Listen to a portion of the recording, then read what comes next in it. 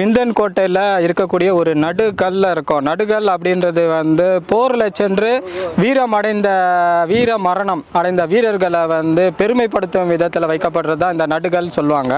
இந்த நடுகல்ல ஒரே இதில் கிழக்கிலும் சரி மேற்கில் ஒரு போர் வீரனுடைய சிலை வந்து சில போர் வீரனை வந்து அழகாக செதுக்கி வச்சுருக்காங்க. அவன் வந்து போருக்கு போகிறதுக்காக ஆடைகளை உடுத்தி போர் கவசங்கள் மாட்டி அந்த வாள் எடுத்துகிட்டு போருக்கு போகிற வகையில் இருக்கும்படி இந்த நடுகல்ல கிழக்கிலையும் மேற்கிலையும் ஒரு போர் வீரனுடைய சிற்பம் வந்து செதுக்கப்பட்டிருக்கிறது. இது வந்து ஒரு புடைப்பு சிற்பமாக இந்த நடுகல்ல வந்து இருக்குது. விந்தன் கோட்டையில் இருக்கக்கூடிய ஒரு நடுகல் இது.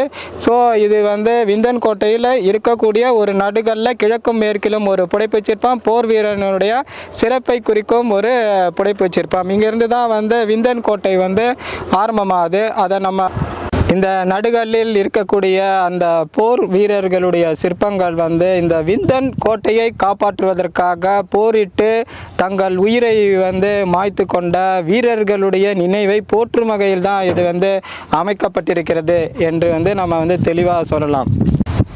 பாண்டிய மன்னர்களுக்கு வந்து மெய்க்காவலர்களாக பல பேரை வச்சுருந்தாங்க. அதில் வந்து என்னென்னா அவர்களுக்காக உயிரை கொடுக்கக்கூடியவர்களாக இருந்தாங்க. அவங்களுக்கு நம்பிக்கைக்கு உரியவர்களாக இருந்தார்கள். அவங்க வந்து என்னன்னு சொல்லுவாங்க அப்படின்னா தென்னவன் ஆபத்து உதவிகள் அப்படின்னு சொல்லக்கூடிய போர் வீரர்கள் வந்து பாண்டியர்களுடைய துணைக்கு இருந்தாங்க. அவங்களுடைய மெய்க்காவலர்களாக இருந்தாங்க, போர் வீரர்களாக இருந்தாங்க, நம்பிக்கைக்கு உரியவர்களாக இருந்தார்கள். அத்தகைய சிறப்பு வாய்ந்தவர்களை வந்து பெருமைப்படுத்தும் விதத்தில் தான் இந்த நடுகல்ல வந்து வச்சுருக்காங்க. ஸோ கிழக்கில் ஒரு புடைப்பு சிற்பம், மேற்கில் வந்து ஒரு புடைப்பு சிற்பம், கிழக்கில் ஒரு போர் வீரன், மேற்கு திசையில் ஒரு போர் வீரன், கிழக்கு பக்கத்துலேயும் மேற்கு பக்கத்துலேயும் போருக்கு செல்லும் வகையில் வந்து கைகளில் வாள், போர் கவசங்கள் ஆகியவற்றை அணிந்து போருக்கு செல்லும் வகையில் வந்து இருக்கக்கூடிய ஒரு நடுகல். இது வந்து சிறப்பு வாய்ந்த பாண்டியர்களுடைய மெய்க்காவலர்களை பெருமைப்படுத்தும் விதத்திலும் தென்னவன்